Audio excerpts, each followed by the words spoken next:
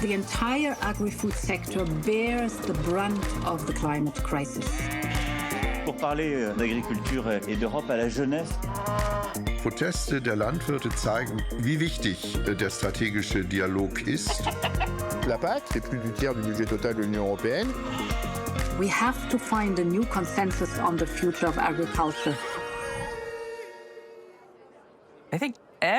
Tout ce que je fais dépend de la mise en réseau. Je ne peux presque rien faire toute seule. Grâce au réseautage, j'ai changé d'horizon. Il y a quelques années, je pensais que je n'étais qu'une agricultrice ou qu'une apicultrice, rien d'autre. Grâce à la rencontre de femmes vraiment incroyables, j'essaie de nouvelles choses. J'ai changé d'état d'esprit. Je venais de créer mon entreprise lorsque la pandémie a frappé. On a été confinés, mais j'ai eu la chance de participer à un groupe de réseautage numérique local avec des personnes qui en étaient toutes au stade de création de leur entreprise. Et ça a vraiment été la clé de notre succès.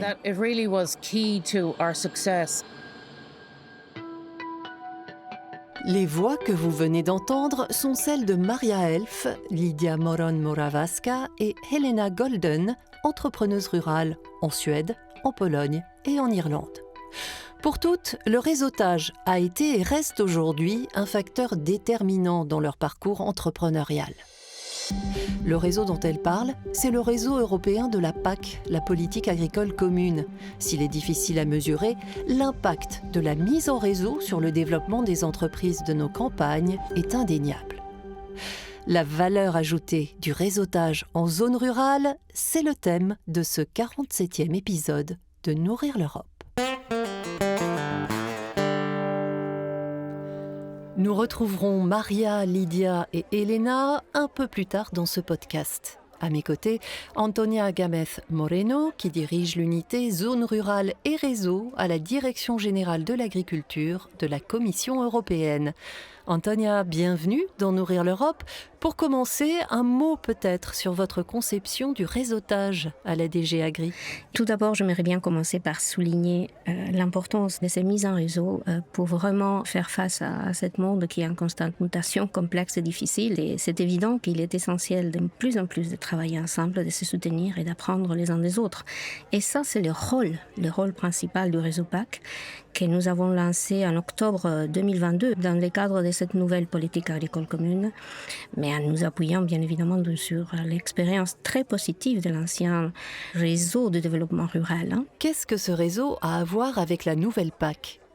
La nouvelle politique agricole commune a amené plus de flexibilité, plus de subsidiarité. Les États membres sont beaucoup plus en mesure et libres de définir leurs interventions et programmes, ce qui a compliqué bien évidemment le système un petit peu, et c'est de là qui dérive un rôle, une prominence importante des réseaux au niveau européen. Donc le rôle du réseau, c'est vraiment de réunir tant les autorités des États membres que les parties prenantes les plus importantes du monde agricole et du monde rural, pour leur permettre, en leur fournissant une plateforme d'échange, donc d'échanger leurs bonnes pratiques, leurs expériences, leurs progrès, d'avoir un échange non seulement horizontal, mais aussi vertical sur la politique agricole.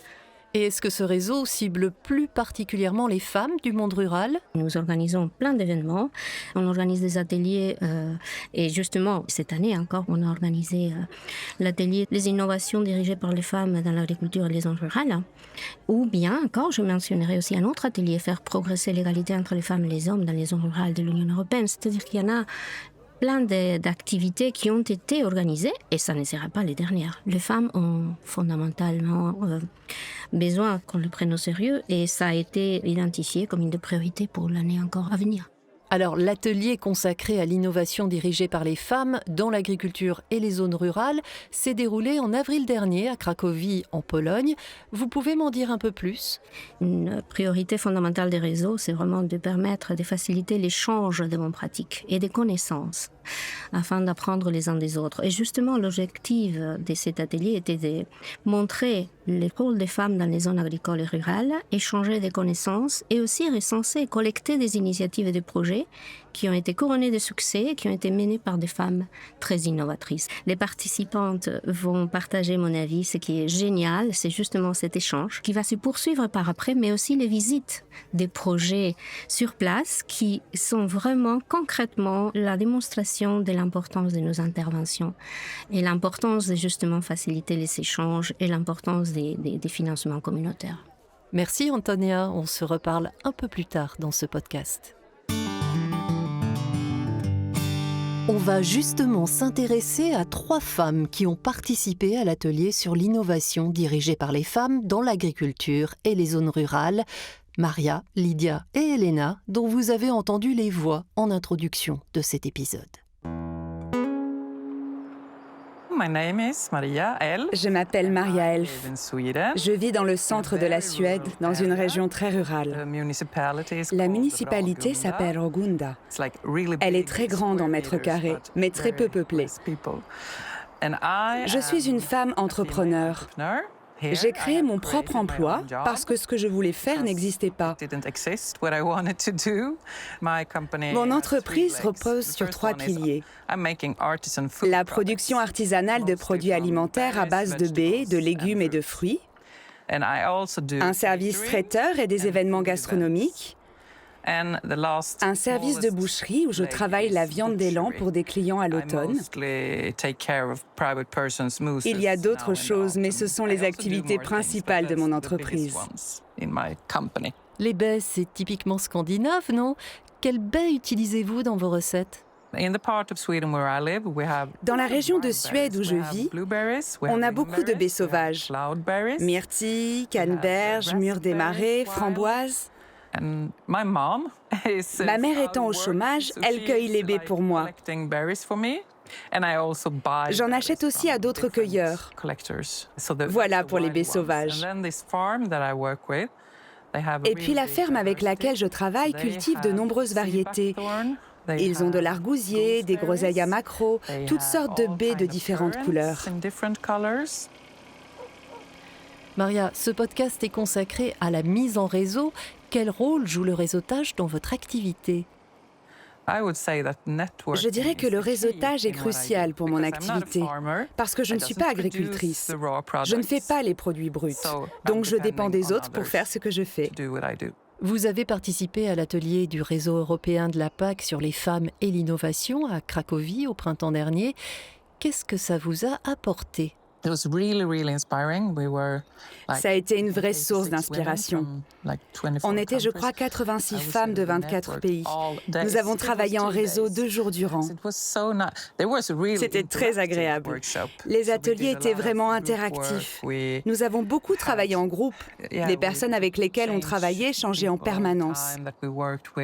On est allé rencontrer des femmes entrepreneurs à la campagne, à Cracovie, et différentes entreprises. C'était vraiment intéressant d'avoir un aperçu du fonctionnement d'autres pays et de voir comment la politique de l'Union européenne se décline d'un pays à l'autre, de voir les différents chemins qu'elle emprunte. En Espagne, on peut faire comme ça, mais pas en Suède. Comment se fait-il que ce ne soit pas le cas? Merci beaucoup, Maria. Après la Suède, cap sur l'Irlande, 2e escale de notre tournée des expériences de réseautage. Je m'appelle Elena Golden, je suis basée à Leitrim, dans le nord-ouest de l'Irlande. Je suis vannière et je crée des paniers en branches de saule.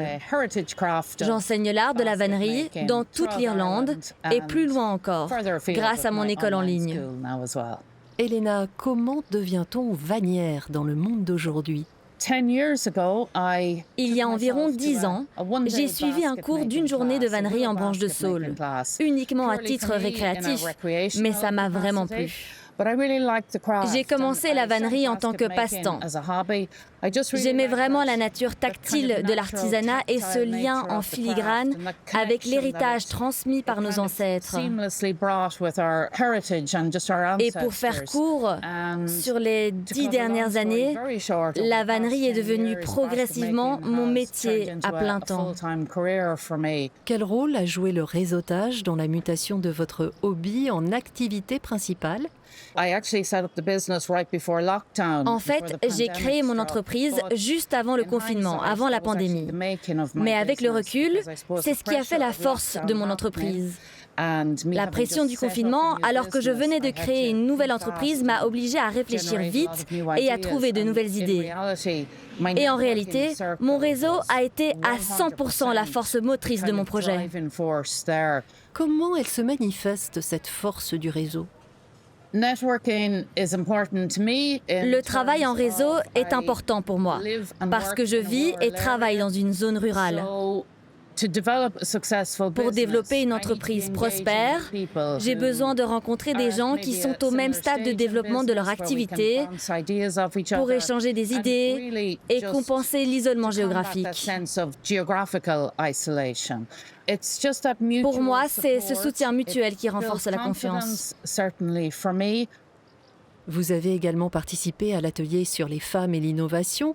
Qu'est-ce qu'il vous a apporté, cet atelier ? J'ai passé plusieurs jours à Cracovie avec 80 femmes entrepreneurs de toute l'Europe. Ça m'a vraiment ouvert les yeux. Je m'attendais à ce que mon entreprise soit la plus petite. J'ai été surprise de voir à quel point certaines entreprises étaient petites tout en étant prospères, viables et durables. Je pensais peut-être, naïvement, qu'en allant sur une plateforme européenne, j'allais y trouver de grandes sociétés.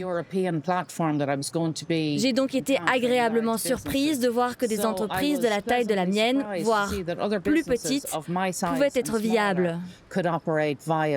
Vous pourriez me donner un exemple concret de ce qui vous a aidé en tant qu'entrepreneur ?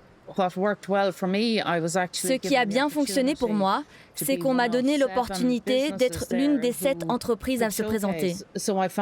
J'ai donc pris conscience, ce qui était un peu bouleversant pour moi, que mon entreprise était utilisée comme modèle et que j'étais en mesure d'aider les gens, dans une certaine mesure, sur la façon de faire les choses. Et ça renforce la confiance.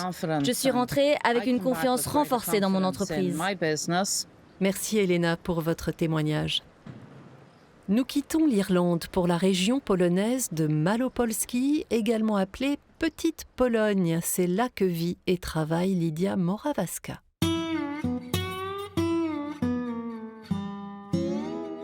Je m'appelle Lidia Morawska.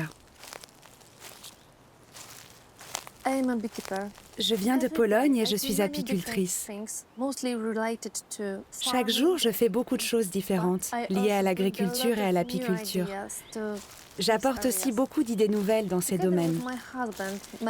Avec mon mari Matthew, nous gérons un rucher migratoire. Je gère aussi l'un des plus anciens ruchers biologiques du pays. J'ai fondé le groupe de producteurs de Malopolski que je dirige. La Malopolski est une région du sud de la Pologne. Dans ce groupe, je travaille avec des agriculteurs, des entrepreneurs et l'Université d'économie de Cracovie, dans le cadre du projet de coopération M16 de l'UE. Notre principal objectif est de raccourcir la chaîne d'approvisionnement alimentaire pour soutenir le marché, améliorer la qualité des produits et réduire l'empreinte carbone. Et là, vous avez déjà évoqué la mise en réseau. Vous pourriez développer un peu plus ? Pour moi, le travail en réseau ne se résume pas à une simple rencontre ou à un échange de cartes de visite. Il s'agit de construire de véritables relations à long terme avec des personnes qui partagent les mêmes valeurs et les mêmes objectifs. Grâce à ces contacts, j'ai pu créer mon groupe de producteurs de Malopolski. Grâce à certains membres de ce groupe que j'ai rencontrés lors d'un événement. Au cours de ces réunions, j'ai également eu la chance d'apprendre des gens de toute l'Europe comment ils font face aux défis de l'agriculture. Qu'est-ce que le réseautage a pu vous apprendre de l'entrepreneuriat au féminin ? Grâce au réseautage, je peux rencontrer d'autres femmes entrepreneurs, travaillant dans des domaines similaires. Souvent, ces femmes comprennent les défis que pose la gestion d'une entreprise en zone rurale. Le partage d'expériences avec elles n'a pas de prix. Chaque nouveau contact est non seulement une collaboration possible, mais aussi une occasion d'échanger des connaissances. Et quid de la mise en réseau au niveau européen? Qu'est-ce qu'elle peut vous apporter? Réseauter dans un contexte européen ouvre de toutes nouvelles perspectives. Je peux échanger des connaissances et des bonnes pratiques avec des agriculteurs et des dirigeants innovants de toute l'Europe. Ce qui est vraiment précieux au niveau de l'UE, c'est l'accès aux experts pour introduire des innovations qui fonctionnent dans d'autres régions. Ces expériences m'ont appris à quel point il est important d'être actif dans diverses initiatives et d'être ouvert à de nouveaux contacts. Car ces relations peuvent permettre des percées et contribuer au développement de l'agriculture polonaise sur la scène internationale. Quel rôle a joué le réseautage dans le développement de votre entreprise? Le réseautage a joué un rôle clé dans mon développement en tant qu'agricultrice et femme entrepreneur en zone rurale. Dans les régions rurales où l'accès aux ressources, à l'information et à l'aide aux entreprises est souvent limité, un réseau est une source précieuse de soutien.